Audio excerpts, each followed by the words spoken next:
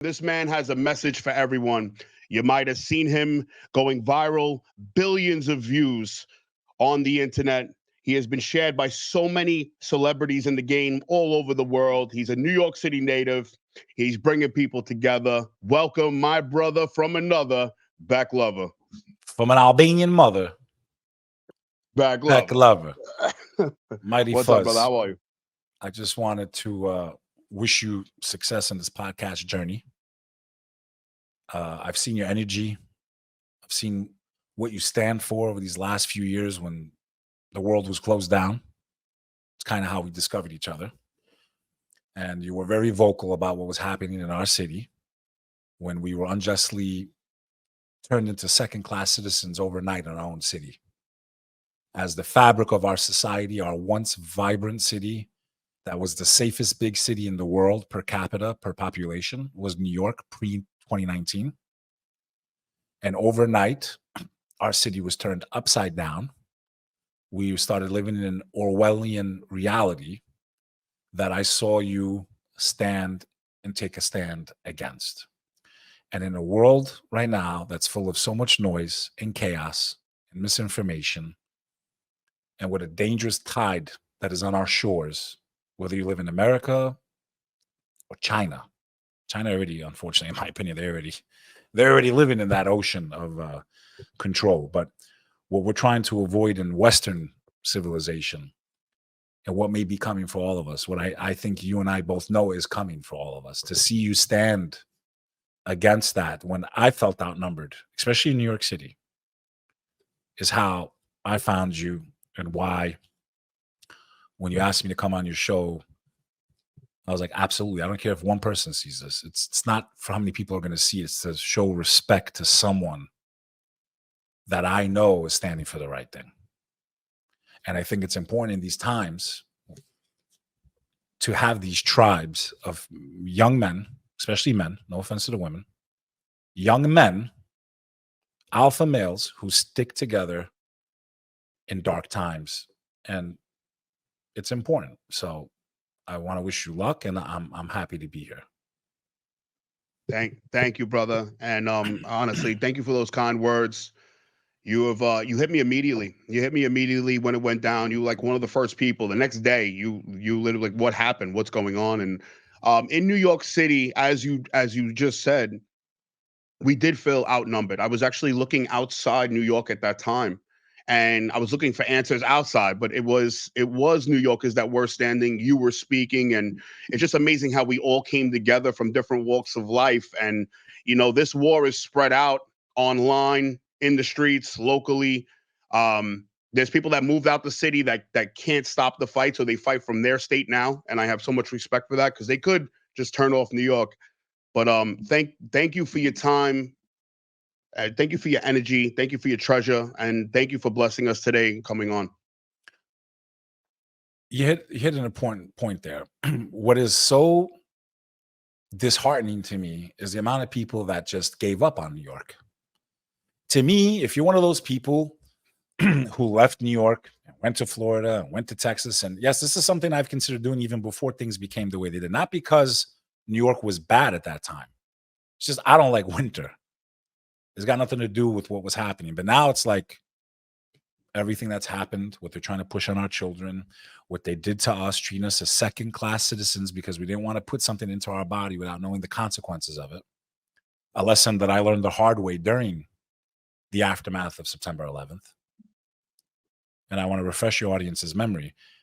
In New York City during this time, they made it that if we didn't have a card to verify that we put something into our body that we didn't trust or were worried about what the repercussions could be from something that was rushed by any standard, right? Made us feel like we're stupid or we're selfish. No, I was trying to preserve my health, to not take, a risk without it having some type of benefit. And before I get into that, let's talk about the aftermath of September 11th. We're on September 4th right now. We're 1 week away from another anniversary of those horrible events, of which I was present. I was underneath the World Trade Center when it was hit. As a matter of fact, I was coming out of the sublevels of the World Trade Center when the second plane hit the building. I was 19 years old. I was going to Pace University, and we all know what happened that day. We don't need to go over all of it. It was horrific, and to witness that type of destruction just out of nowhere, forever changed me, and it taught me a lot of valuable lessons that you don't know if you have tomorrow. You don't know if you're going to see someone again. There's plenty of people who went to work that day that didn't realize they're not coming back home. Maybe they were in an argument with their wife or their husband, and they held that grudge in the morning, and they didn't know they're never going to be able to say goodbye again. I mean, nobody knows those stories except the people that were involved, lost their lives or lost someone that they loved that day. But that was a lesson in so many ways, not just politically and what can go wrong and foreign policy and just the human story of you just don't know if you have tomorrow. And that was the greatest lesson for me. I never went to the top of the World Trade Center. Okay. Wow. I've lived here my entire life. Okay. And I was coming in and out of the sublevels of the E train, which you all, even to this day, E train, last stop, World Trade Center, right? And for me to never have gone to the top is kind of embarrassing. And it's kind of tragic too, because you had people that came from all over the world. And I had it right. Moment. Yeah. And I had it right there in front of me. I literally walked in and out of the building, the concourse. All I had to do is go upstairs and go. But as a young man, as a 19-year-old, well, there's always tomorrow, and I can go tomorrow, and it's not going anywhere tomorrow.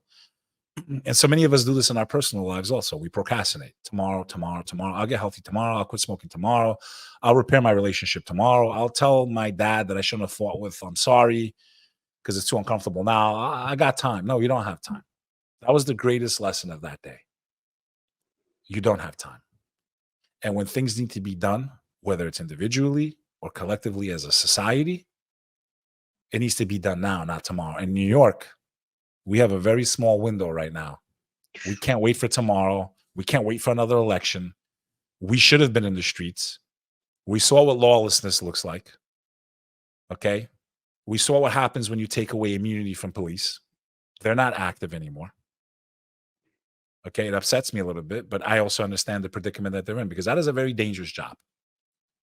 You're dealing with emotionally disturbed people half the time, mentally ill people, criminals. I'm not justifying the actions of any officer that abuses their power or hurts someone without proper reason to. But to not give them some form of protection when things are going to go wrong in that job. I don't care who you are. If you're dealing with someone that's mentally deranged, you're probably going to have to physically take them down. It doesn't mean you have to kill them. But something can go wrong, and for you to lose your house and lose everything you have, I don't know why anyone would want to even be a police officer anymore. And I have several family and friends who are in law enforcement. I have some that are new recruits right now, and I said, you made a big mistake. First of all, these people don't even deserve your help. They don't appreciate you. They don't respect you at all. And you're getting a black eye for a fight you weren't in. What happened in Minnesota happened in Minnesota. Why was New York City burned to the ground? And have there been instances where things have gone wrong in New York? And like, what was his name? Diallo, the poor guy, language barrier, going for his wallet. Like, that was horrific what happened. Yeah. Like, no one's downplaying any of that. We're also in a city now where 50% of the police force is minority. 50%. That means 1 out of 2 cops is not white. Right? So, for New York City to have burnt the way it did, I think we all know it was more political than it was caring about even those communities. And I don't know why I went off on this tangent, but there's just so much that happened. It wasn't just that we got closed, right? We got closed. Then all the stuff happened because of Floyd and the entire fabric of New York City, because that's basically where I was going with this. It was, we got closed in 2019. Then the riots happened, and I understand why that community was, listen, seeing that video of the cop on his neck but I felt like I wanted to burn, it's horrific. It doesn't matter if the person was black, white, Asian. It's just horrible to see someone lose their life like that. We all know there was a lot to the story on top of that, but in any event, those 2 events, would you not agree, completely annihilated the fabric of our once vibrant city? 100%, brother. And just to broaden the police, the law enforcement argument, I have this talk a lot with retired lieutenants, my friend John McCary, Eric Dim, and John had to leave because of the medical mandate. And you would think that the police officers that had their six, they were in shootouts, they had to protect each other's lives, go home, act like that didn't happen, and go to work the next day, right? A And then very when the hard job. mandate, yes, brother, and when that mandate happened, you would think the cops would stick up for each other, and that blue line wasn't there. And when I speak with these men, they educate me on the other side of like what you're talking about the immunity, because I always come from a place of like the Fourth Amendment to make sure we can hold anybody who takes an oath accountable. So my thing is more like a theory of we got to be able to hold our cops accountable too. But then what happens when you have a sick society that doesn't know the law? The cops don't know the Constitution. You have this society that's just mayhem. It's perfect for people that are controlling the city. And that's exactly what happened. We have law enforcement right now that have to be educated in the Constitution. We have a society that is lawless and doesn't know their rights. And it's a perfect storm. And then government comes in to go, oh, we got a solution. And that's what we got going on in New York City, brother. I agree with you that the fact that, the Constitution is the final say. And for us to not know our rights as Americans opens up a box to lose those rights, because those rights are inalienable, meaning you can't take them away from us, period. And a cop can't help you take them away from us. And a lot of that came into play in 2019. And even though I did not put that into me like they wanted me to, and I did not have the card, and a lot of people were going to get fake ones, and do you want to? I said, absolutely not. I don't want a fake one because I'm not going to participate. Me getting a fake card only allows that system to grasp its control over me because I'm playing by their rules. Whether I took it or not doesn't matter, because for the people that instituted those policies, it wasn't at the end of the day, they didn't give a shit if I had it in me or not. They wanted the control. It was about the control. So for me to get a fake card, and I'm happy a lot of them got arrested, because you had the courage to go and forge documents, but you didn't have the courage to stand up for what was right, even though you knew what was wrong. Even though we've had these lessons throughout history of what happens when you stay silent, when you see tyranny coming and you stay quiet, it just means a lot more people are going to lose their lives later because you didn't have the courage to stand up and speak out when you knew it was time to. These are stories that we've been taught throughout time. Watch Schindler's List, and why did we allow this to happen? And well, clearly, I guess most of you never learned the lessons. When you know something's wrong, even if it should cost you your life, because it's going to cost you your children's lives tomorrow. It's going to cost them whether they're, physically lose their lives or they lose the quality of their life. Because to me, you can be alive and be dead. You know how I know this? I have family that lived in communism for 40 years. It's why I was born in America. My family fought against the communist regime in Albania. And once they took control, my grandfather was told by his family to get over the border so that someone could survive. My great-grandfather was thrown in jail for 28 years. My great-grandmother was hung. The rest of my cousins were put in internment camps where they ate bread harder than rocks. They had no future, no hope of, anything coming out of life until that regime collapsed. And you got people here begging for it, bro.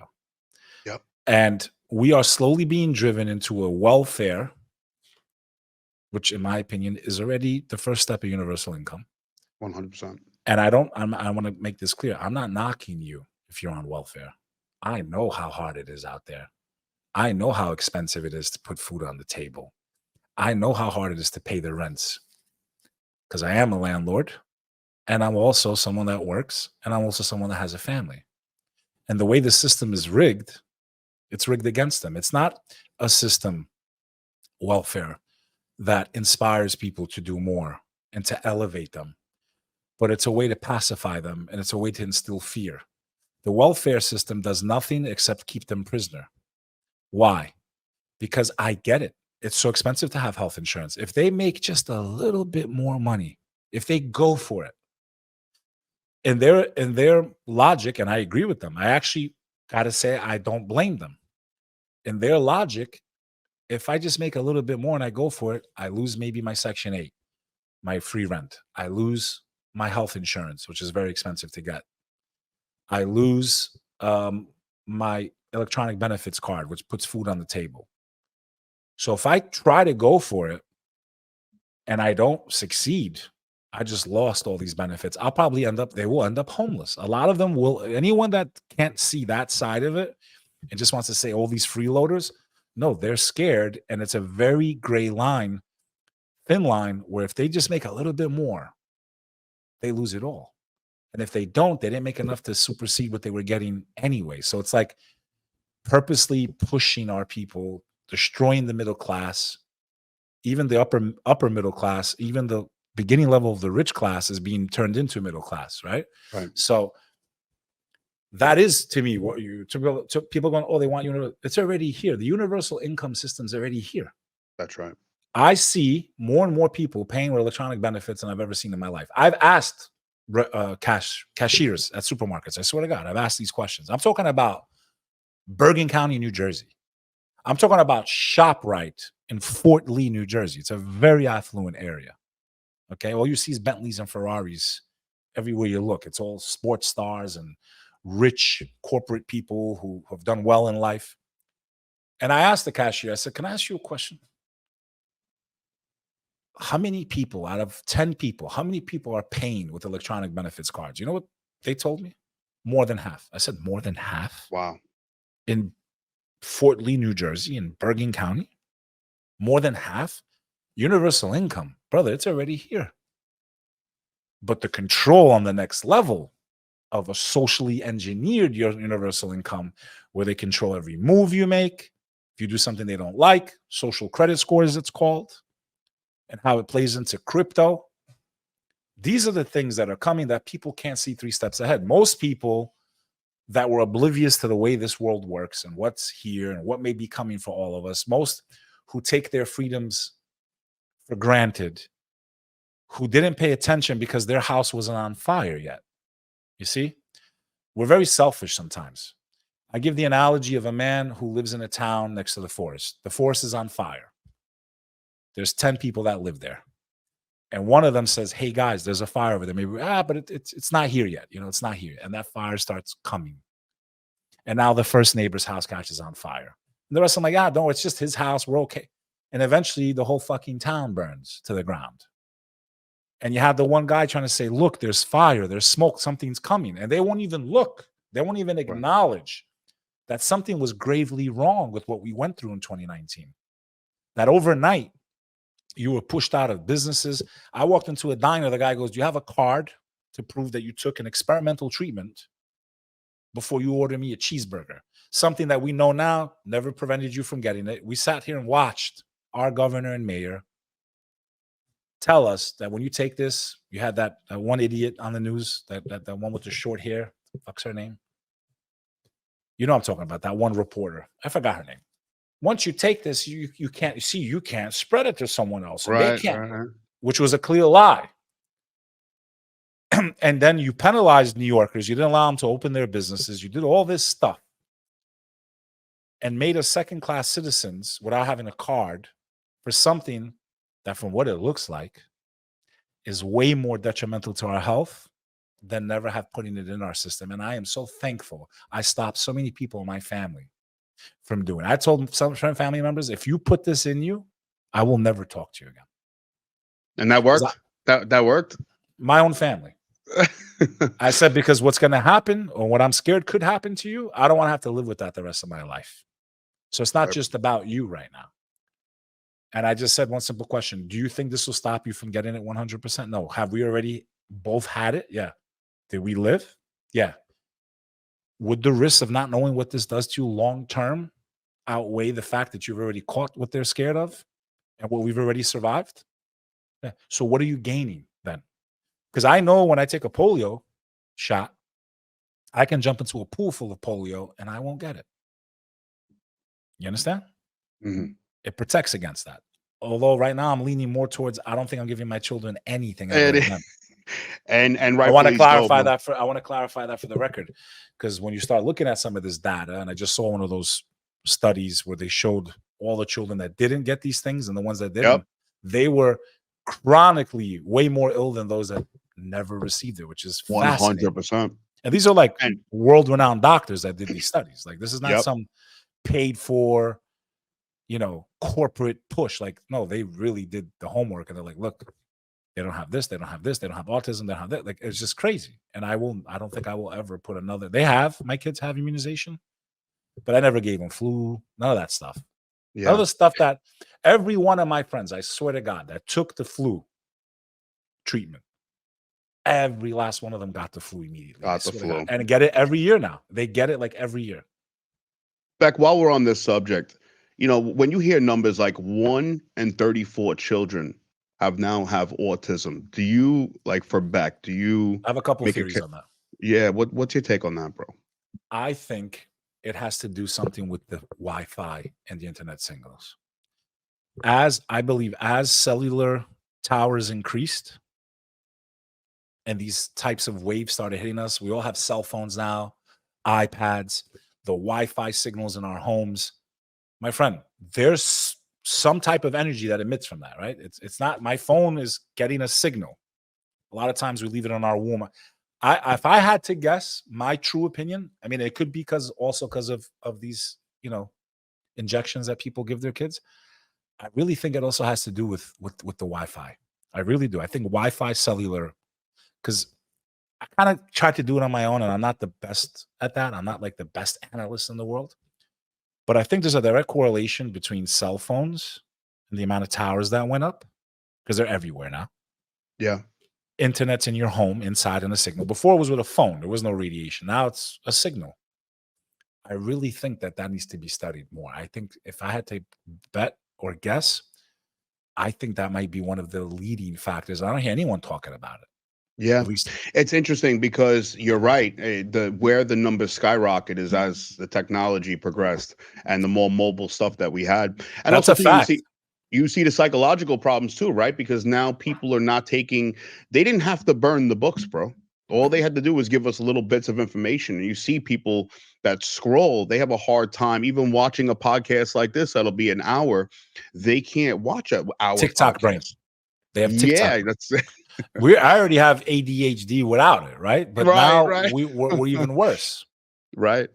And it's just, to me, it's just mind-boggling. Really, how far? I mean, I don't know how old you are. I just turned 42, literally a couple of days ago. And happy birthday, bro. Happy belated. Yeah, I don't know if you're close in age or around I'm 40. that age. I'm 40. I'm right behind you, bro. So yeah, that's a big one. And I think you can agree. I mean, we're the same generation. So when we started plugging our phones into the wall, AOL, we were all on AOL. Hey, chat here, age, sex, location, huh? Private chat room. 100%. You're AOLer back in the day? Oh, yeah. Big time. Big time. I don't think any of us realized when we put the phone cord into the jack and plugged into the matrix that we would be seeing what we're seeing today. Yeah. I still couldn't picture FaceTime, right? When I think back to that time, I was like, if you would have told me you're going to hold a metal in your hand, piece of metal or plastic, and see my family across the globe instantly, when they used to live in villages in Albania that didn't even have a landline, let alone, and like what was so hard, like they'd have to take a bus to the nearest city, give me a time to call them because they couldn't call me because it was way too expensive. And it would cost my dad $3 a minute calling a landline in Albania. Wow. Okay. And now I can literally see them and talk to them. Like, it's like, I don't even feel like I need to go there anymore. Like, I feel like I get to see them. Like, it's just a lot of awesome things came out of technology, but I feel like we've kind of gone the other way, and the devious side of it is superseding the duality, the benefits that could come from technology, the amazing things we can do, like what we're doing right now, having productive conversations in real time. I don't have to spend time crossing 2 bridges and a toll, and we're having a great conversation. It's being recorded for others to enjoy. There's so many beautiful and wonderful things we could do with technology if we all just used it for the right reasons. 100%. And look at all the information that we have now that we didn't have, alternative holistic health benefits, or different ways of learning law. We can all learn law on our own now. Classes, school. I mean, it's honestly abyss of knowledge if you use it for that, or it's an abyss of garbage. It depends. And I you got to think they're pick. definitely going to come for it. I found it very interesting that Mark Zuckerberg came out publicly Yep. and issued an apology, admitting that this current administration told him to suppress information, okay, Mhm. which impacted billions of lives. What people are not thinking about in that capacity, I want you to just hold all that for a second. Let's unpack this. This is very important. Number one, he's acknowledging with that letter that social media is the public square. This is not the days anymore of going in the streets. Now, going in the streets is like the last step. But it's all starting where? Online. The discourse, the content that's created that rallies people up, a viral video, a comment from a politician. It's literally led to revolutions in some countries, and color revolutions. Right. So from the first part of that, you should admit to yourselves that there needs to be a serious discussion on how to protect free speech, no matter what. I don't care that they're corporations. Their impact is public, and it affects our lives. I don't want to give control of that to the government, but there needs to be a way where the American people say, no matter what, these impact free speech, public discourse. The fact that the government was influencing this company should show you the impact and reach that it has to form public opinion. And for any voice to be silenced on social media is a direct violation of the First Amendment. And the only proof you need is that the fact that a government administration was trying to silence and suppress people who wanted more information, wanted to know if there were serious side effects to these treatments that they forced upon people, that they forced upon you because you're an idiot, because you're not willing to even protect your own health.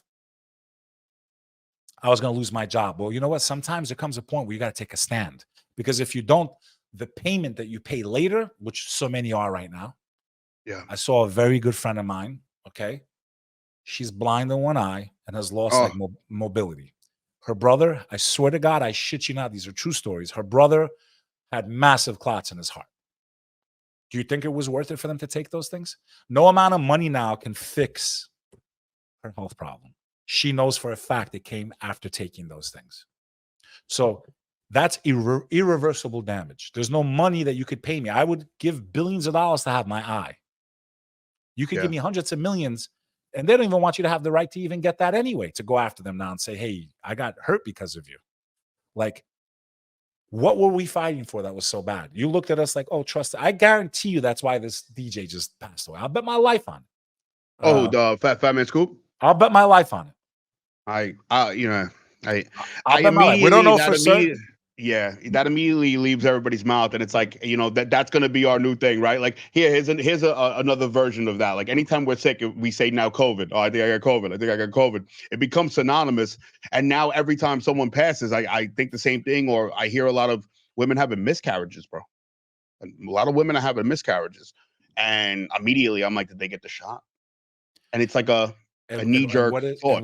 And what makes me angry is that the same time they released the Puff Daddy video of him beating up that woman, that piece of shit, because I've never liked him, bro. And if I think anyone took out Biggie, I think it's him. I've always said that, and I'll say it again. Sure. Why? He's such a narcissist, bro. He was always about being on camera. He wanted to be the star, bro. And I really think if I had to guess, I'll bet my life Biggie was going to leave him, bro.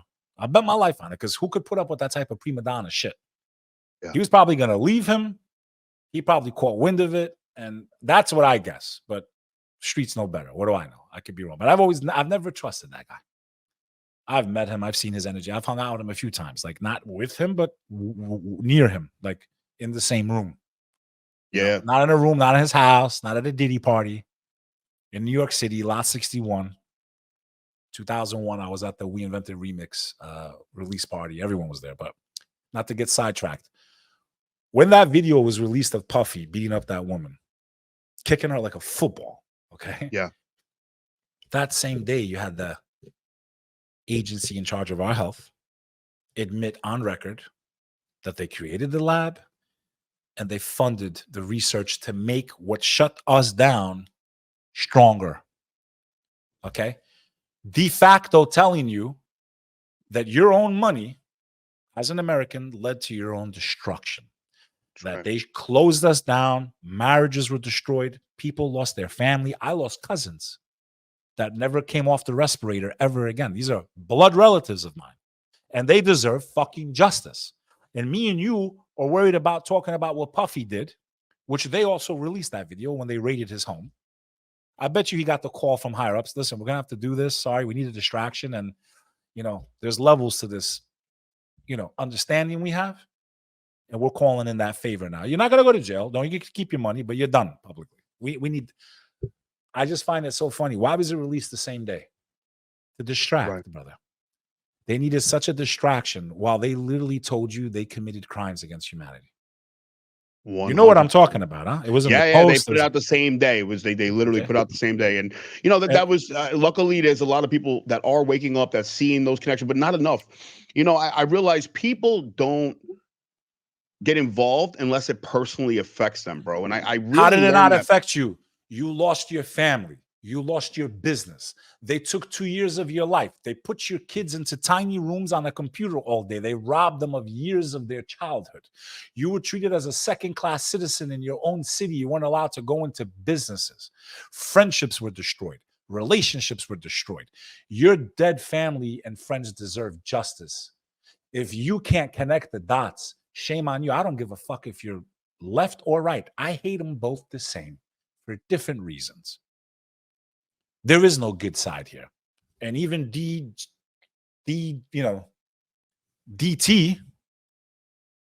he was pushing that shit. He's never come forward and said we were wrong. I shouldn't have pushed it. If he was such a truther, then why can't he speak out about how wrong it was? We got Operation Warp Speed. Go ahead, everyone take this fucking thing. Like, listen, there's left and right. Then there's a level above that. And then there's people like me and you.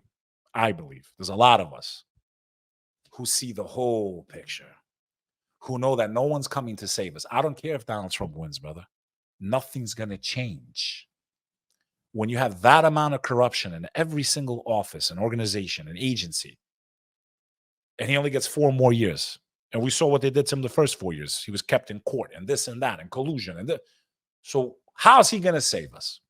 The only people that can save this nation are the people that founded this nation, we the people, by protecting each other's inalienable rights, by protecting religious freedom, giving you the right. Okay, you're an atheist? Cool, you have that right. You want to be a homosexual? I don't give a fuck. Do I agree with it? No. Spiritually, I don't agree with it. People go, well, they're born like that. Well, people are born blind too. People are born handicapped. That's the test that God gave them. Okay, so God made you that way? Okay, I'll play into that argument. Again, I'm for them having their rights under an American government where all citizens are created equally. They don't agree with my lifestyle. I choose my life as a Muslim. They don't like it. The same way I might not agree with theirs, right? So I have to be respectful in that capacity as an American citizen, meaning we all have the right to believe or not believe what we want to believe in. We should all have that right. It's promised by our Constitution. I don't have a right to push my religion on you, and you don't have a right to push your non-belief on me and my children. Very simple. I don't know why this is even an issue or a debate.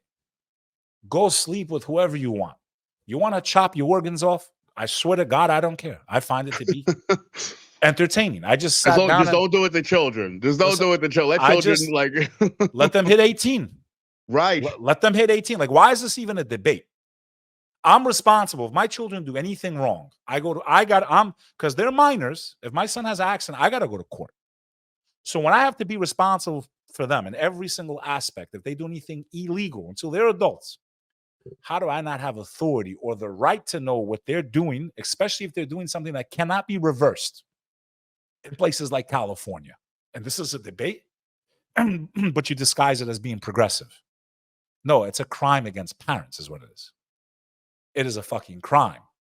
So it's not about whether I agree in your lifestyle or not. That's your choice. I live my life by Islam to the best of my ability. I'm not the best Muslim. I don't drink.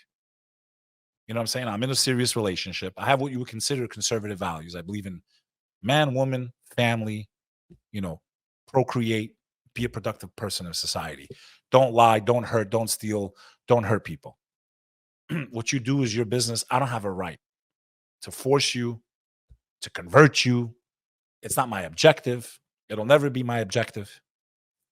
We live in a society that's supposed to be open. So to say that they don't have those rights, I would be a hypocrite as an American. It's not about whether I'm a Muslim or not. I got to, as a citizen of this society, it doesn't mean I agree with the lifestyle, but I do believe as an American, I have to be fair.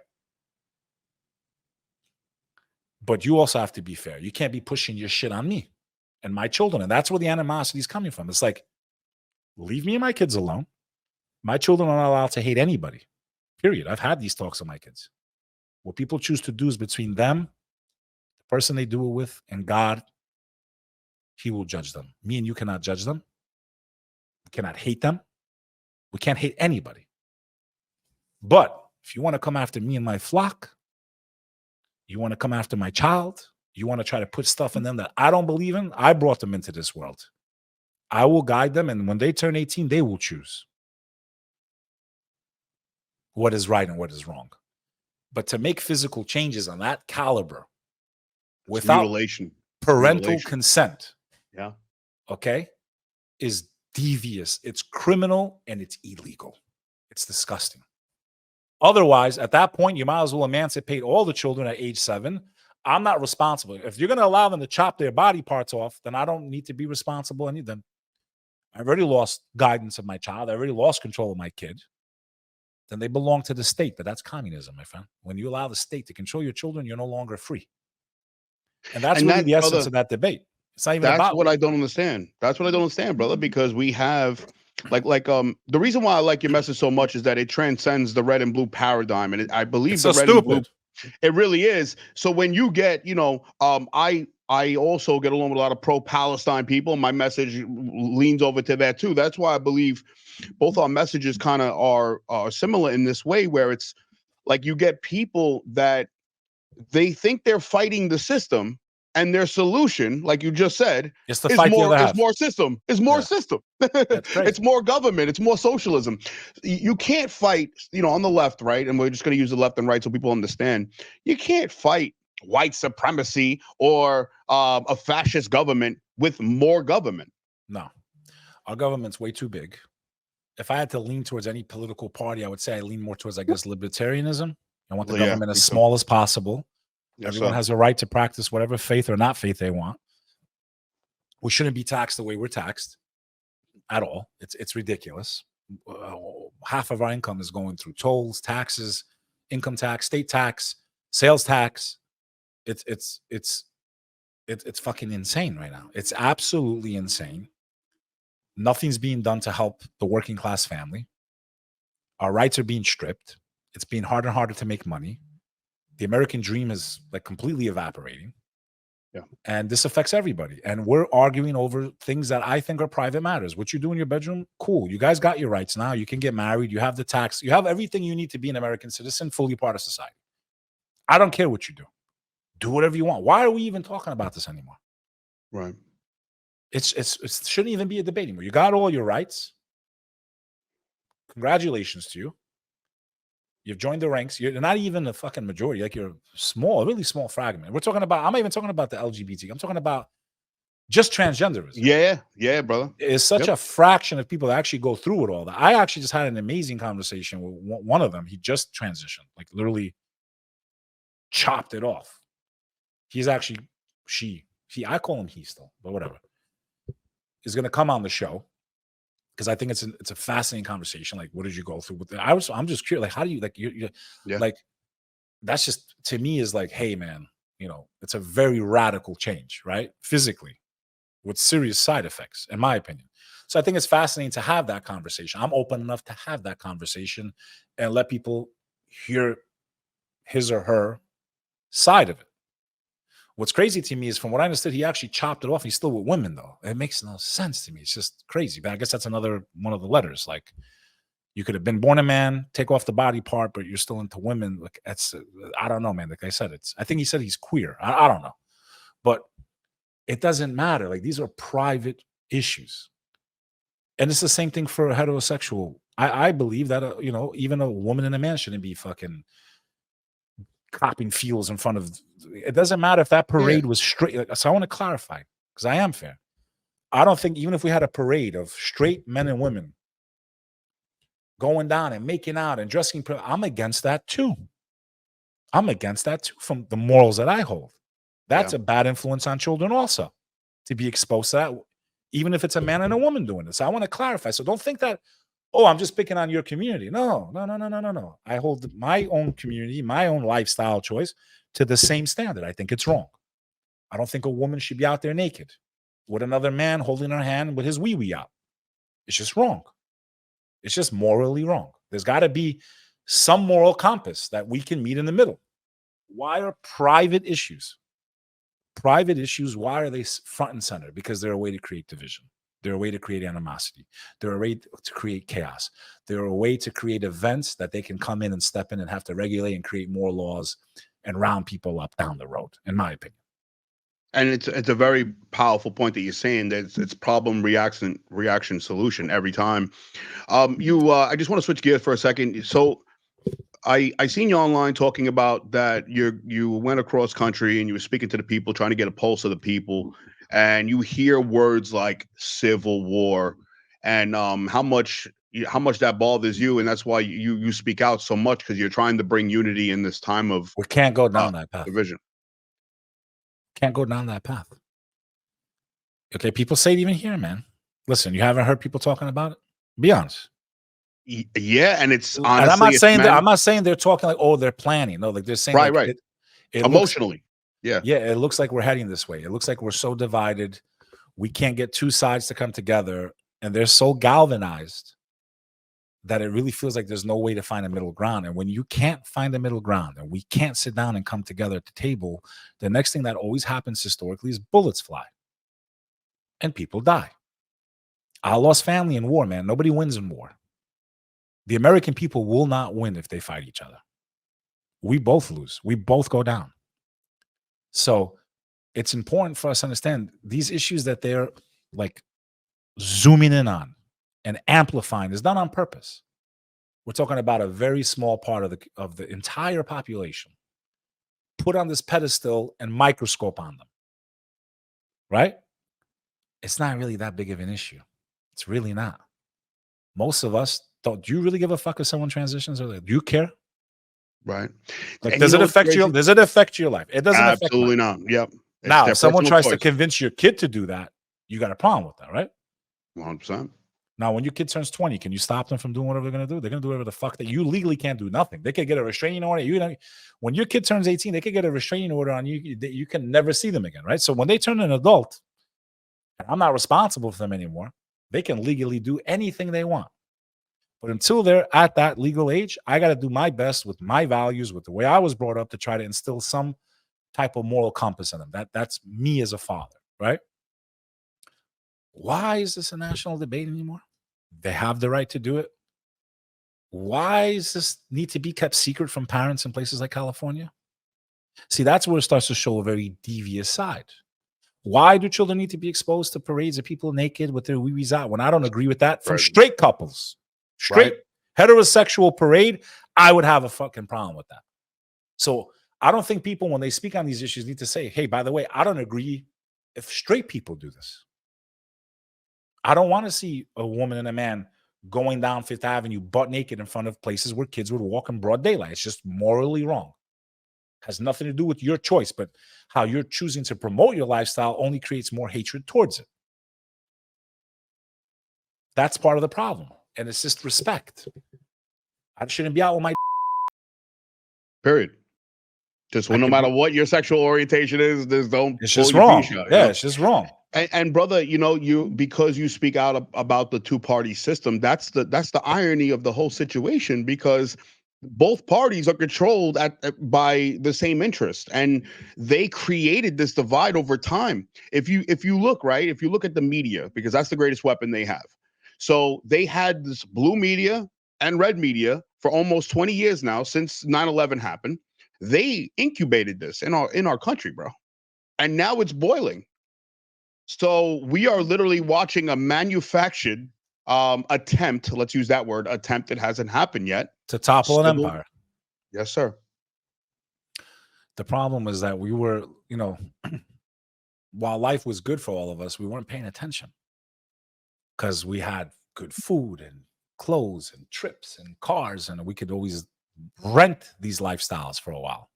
A lot of Americans were renting their lifestyles. And now that the time to pay the piper is coming and we're running out of time, and our government's doing worse than we are, right? They're worse than a junkie with a credit card limit, right? It's all coming to a head now. And we are in the most volatile time I think this nation has ever seen since the civil rights movement, but I would go actually to the Civil War itself. Yeah. I think that type of division, that type of disconnection, that type of, no, you guys are completely different from us. We don't even want to coexist with you anymore. And that's why this is a dangerous time period. And that's why voices in the middle who can try to talk some sense into both sides have to try to find a way to stave off what I think will come for us if we continue on the path that we're on. I believe in peace.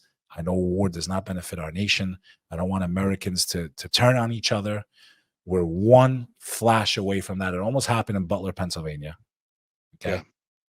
All we need is one spark, and it's goodbye, American pie. Drove a Chevy to the levee, but the levee was dry. Dry.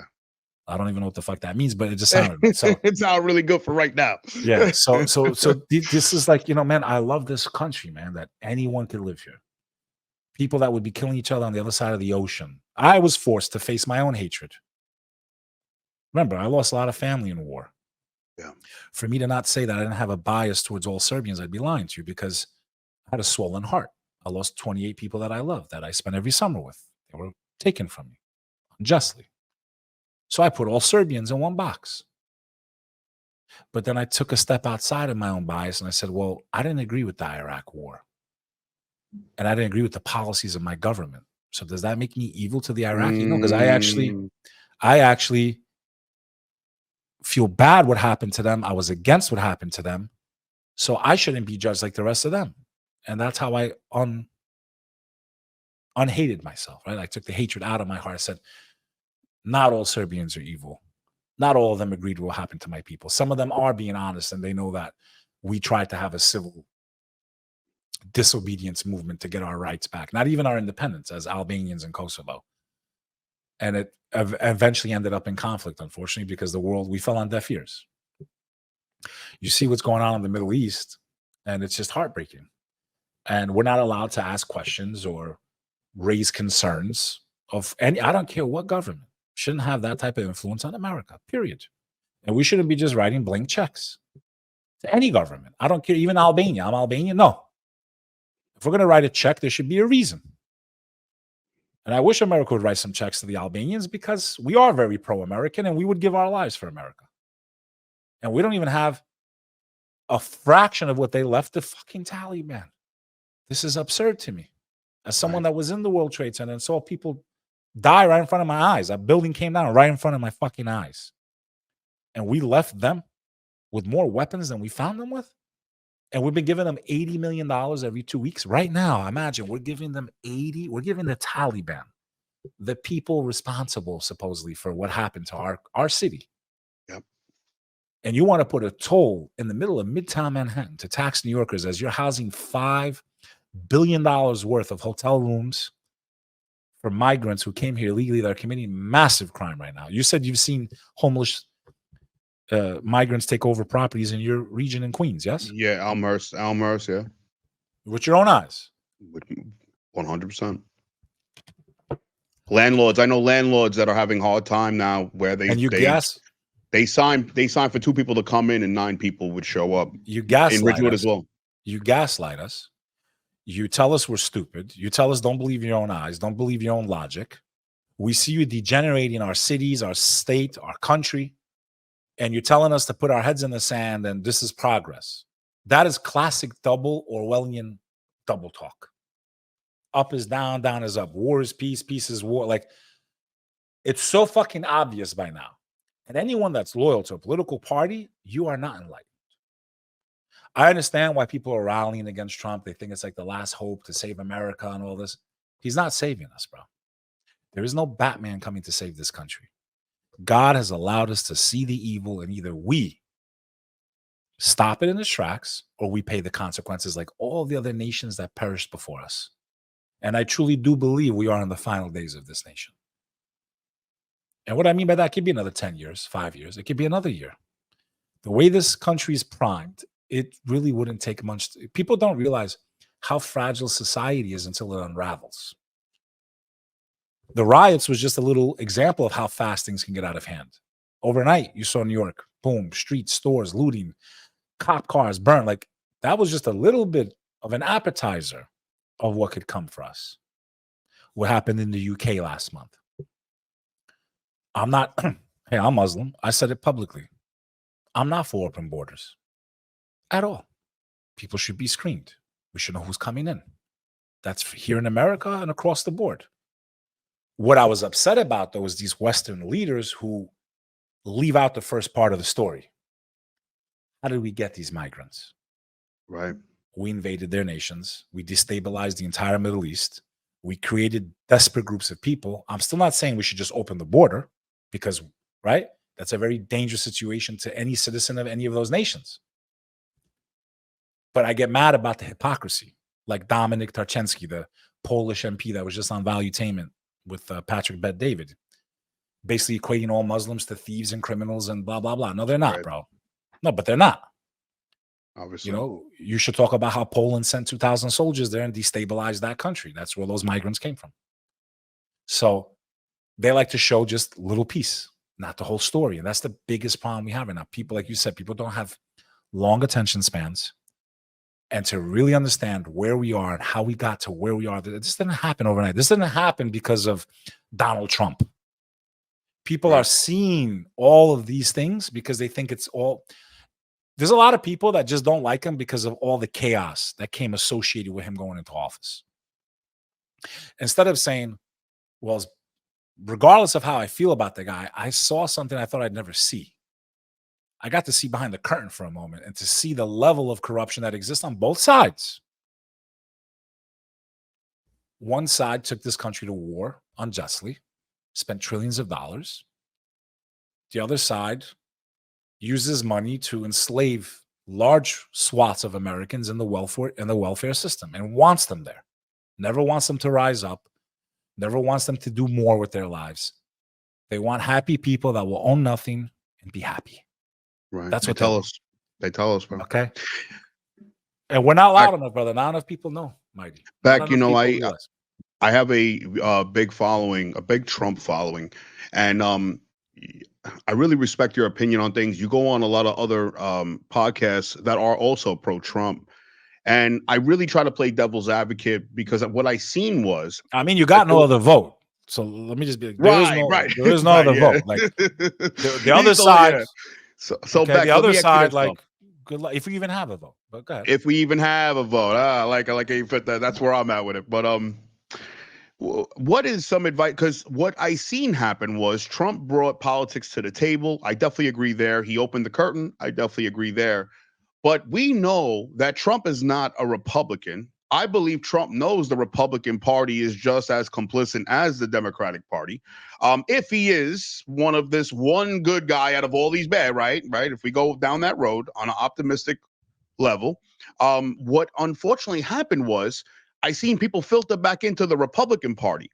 And we were supposed to awaken to a two-party system that created the Patriot Act, which is probably the most dangerous legislation since slavery, right? So ever.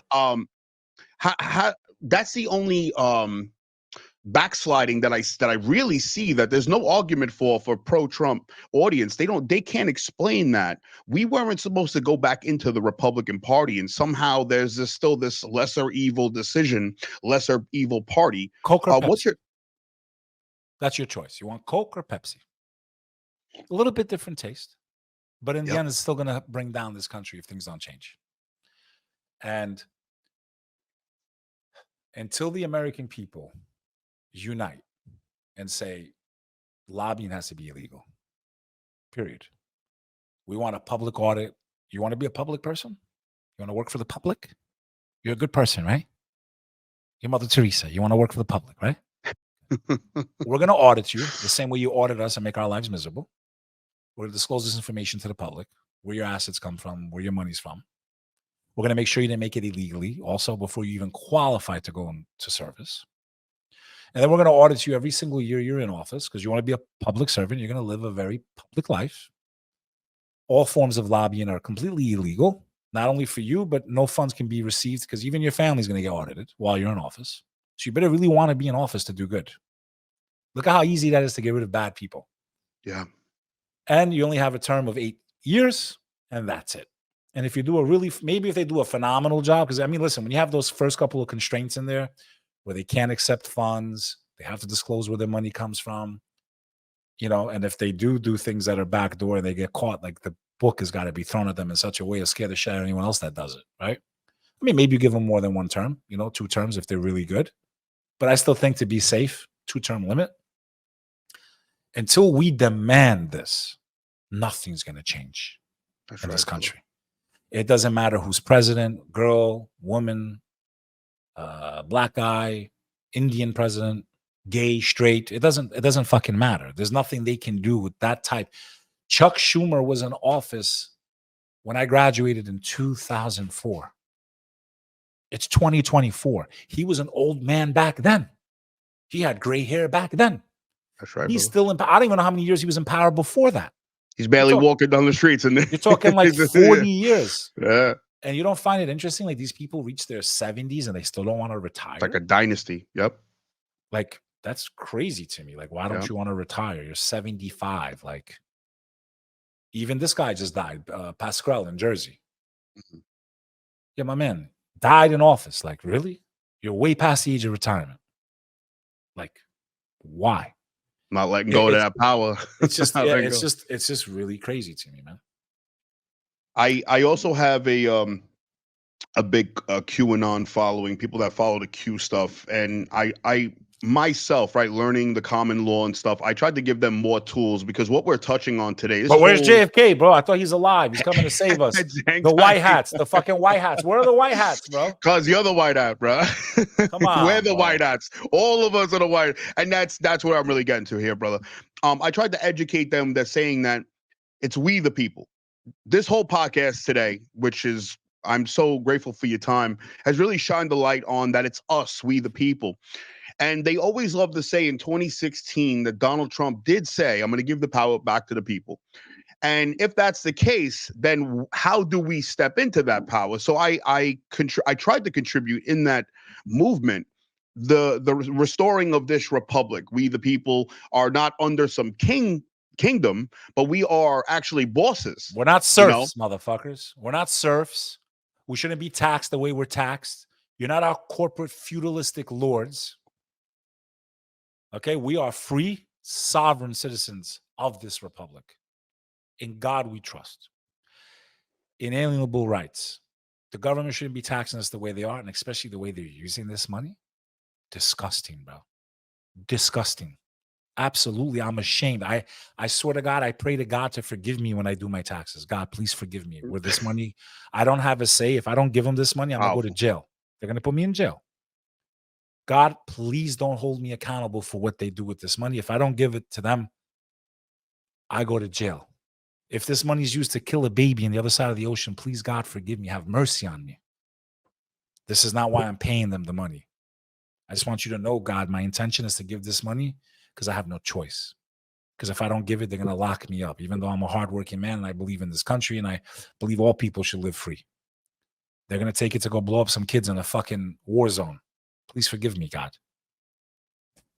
Wow, it's powerful, bro. That was really powerful. That really it's true, but brother, every last one of us has blood in our hands, bro.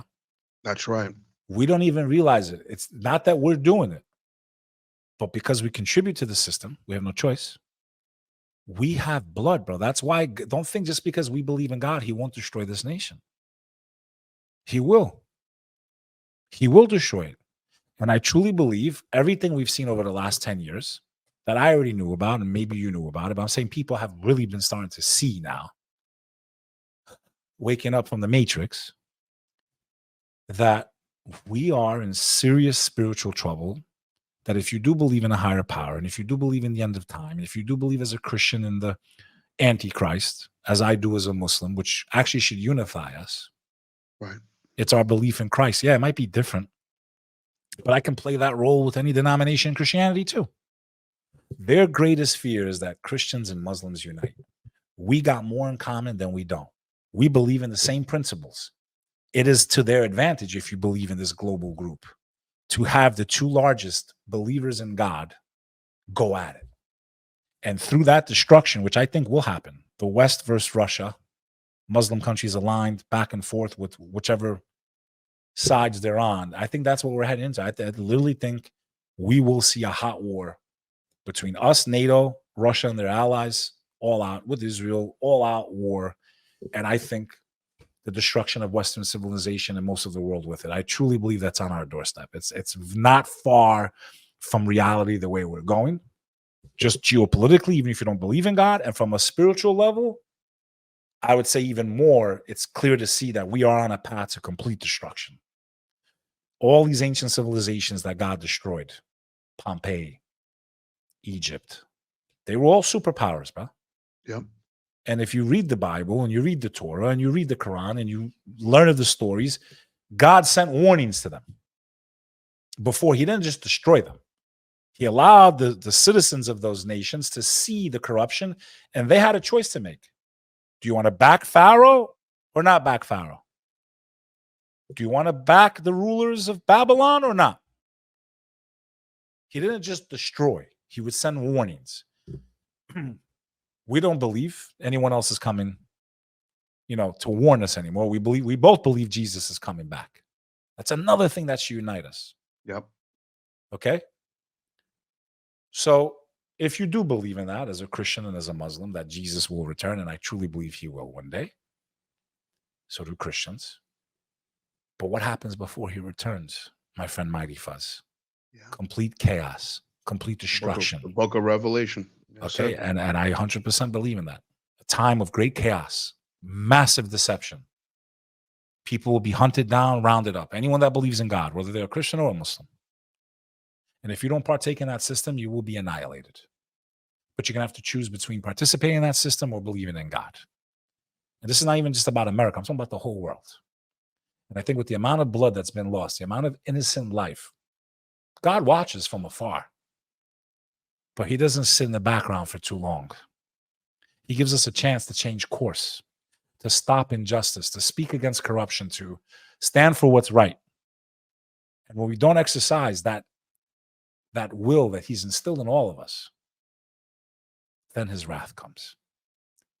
When we start to alter his creation, when we mock him, that's when the wrath comes. And I don't believe it's too far away. So I really hope the American people wake up. Muslims ain't your enemies. Christians are not my enemies. Well, they'll say, well, he's a good Muslim. He's educated. No, they're not. If you really look at policy over the last 100 years, if you look at who put these people in power to begin with, they can't even go back to last month, man. And you want to sit down and have a real conversation like I'm having with you? Who put Saddam in power? Who put these other families in power in these certain countries in the Middle East? Who put them in power? Start there. And then you have to look in the mirror, say, damn, it's my government. Who overthrew the Shah? That was admitted 2 years ago, Freedom of Information Act, that the three-letter agency overthrew the only elected Iranian government in history. And then the Islamic regime took over. That runs Iran today. So our government, overthrew the only democratically elected leader they ever had.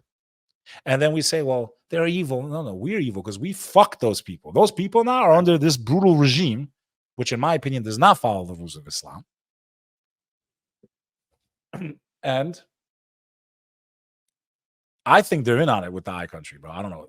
To me, it seems like, Israel wants to pull Iran in, but I'm starting to think they might be in on all this shit, man. It's like a show, tit for tat. Okay, it's possible, bro. Yeah, it's possible, shoot some missiles. Then you had Obama send them billions of dollars. Like it's just very fishy, man. You guys are kind of friendly for being sworn enemies. Yeah, giving them. Why do we give them billions of dollars?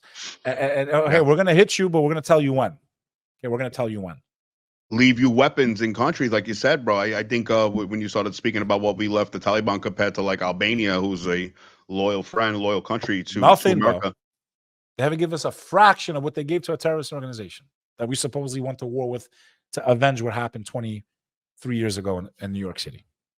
People don't really realize. People don't realize what like that Albanian-Serbian war, bro. They don't really realize what happened. And then there was the surge of Albanians in my neighborhood in Ridgewood. There was just a surge of Albanians that came over. It was predominantly at one point when I was real young, real that was Italian. From Albania when communism collapsed. You know, and they came over, and you just knew that they went through. They came back from something. You could tell they were slightly like different Disney than the World Italians for them. that were here. It's Disney World, bro. Yeah, bro. They were probably happy to be here. Yeah, they're like, shit, we have like skinny bread, wheat bread, Italian bread, pita wraps. Oh shit, we got cheeseburger, hamburger. It was a whole nother world, bro. It was like, wow, you have all this. Some of them were my real good friends growing up, and you know, there's an experience that you and your family have went through in that time that really is needed, because I appreciate your message, because you could separate. Even though America kind of benefited your people, you knew that they were using Albania temporary favor. Yeah. If America withdraws from Kosovo, my family would have died for nothing.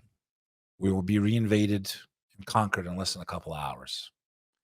And the fact that Russia will prop up Serbia and America gives billions of dollars to the Ukraine while they're in an active war, yet they won't give us the training and the hardware that we need to create a buffer in the Balkans once and for all. There's no offense to my Greeks, but if shit hits the fan, the Greeks and the Serbs will back the Russians. Why? They have that religious bond, the orthodoxy.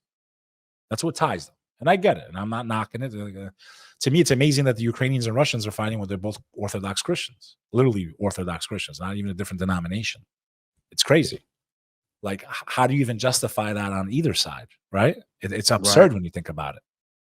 You both believe in Orthodox Christianity, yet you're killing each other. It's fucking wild when you think about it. That's same denomination, same denomination. But it shows you that the spirituality is not superseding, right? The belief in God is not important to either side. Yep. It's used as a vehicle to start war. And that's the biggest thing, you know, for a bigger conversation. When we do one in person, I would love to get into the Ottoman empires and stuff. But they definitely committed atrocities. There's no denying. Yeah, but my point is, these empires would use religion, right? Here, I'll use it on mine. Look at Rome. Look at the Vatican. Yeah, no, 100%. You're going to do this in canon law. They created a whole new man's law on top of it. When you look at Babylon, you know, like you were talking about, Isaiah told them. How many times did Isaiah say, listen, they're coming. If we don't follow God's law, the wrath is coming. And man always follows man's law, not God's law. And that's why these things happen. So it's very, very, very fruitful what you shared with us today. Bek, I just want to say thank you for your time. Thank you for your energy. And honestly, my wife and I always tell her, like, when I see your videos, I'm like, this man's message is unifying. He's really, I could tell you're passionate about this. I could tell when you're off this camera, you think about ways of bringing people together, and it takes one to know one. That's how I know that, brother. And I just want to say thank you for your contribution to humanity and everything and your message out here. And I'm so grateful that it's getting picked up, because I feel like we purposely get stifled, and I'm sure you went through it for years, brother. And I just want to say thank you. Mighty, I appreciate what you tried to do for New York. You are a true New Yorker. You've stood up for things that weren't easy. You stood by yourself, brother. I know, because I was out there in the streets of New York. I'm surprised I wasn't killed, honestly. I was walking around the village with a sheep's head mask on, literally, with a shirt. Like, I was literally in the lines then. I'm lucky I didn't die. But unless you lived in New York and you saw what we saw and went through what we went through, people don't understand what we went through during those couple of years we were closed down. Like, it was so eerie. Twilight Zone, man. And like I said, I appreciate everything you did for that. And I wish you luck on this podcast journey. And it takes time, so don't just give up on it. And you're actually an excellent host, bro. I'll tell you why you're an excellent host. You're way better than I was, and probably even am right now. You allow your guests to speak. You don't interrupt. You got a lot of very good traits as a podcaster. So I would beg you to continue with your work. Watch the algorithm as best as you can, because it'll be very short-lived. And continue to try to do what you're doing, because even if you reach only 10 people, bro, you'd be surprised the impact you can have in this whole podcast world. it changed my life. So I know it'll change yours. Thank you so much for your wisdom, brother. I appreciate that. Episode 24, my brother Bek Lover, and we're out.